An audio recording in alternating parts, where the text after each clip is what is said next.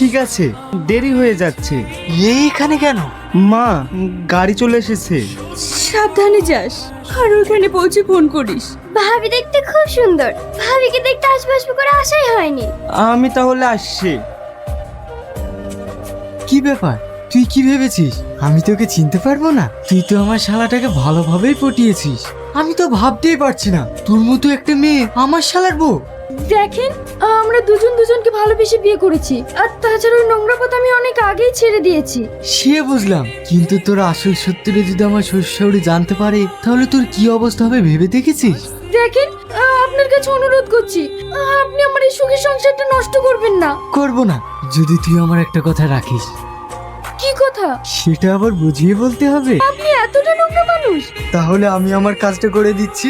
মা, দয়া করে আপনি এমনটা করেন না, আমি আপনার হাত ধরছি। মা! আমার কথা শুনুন।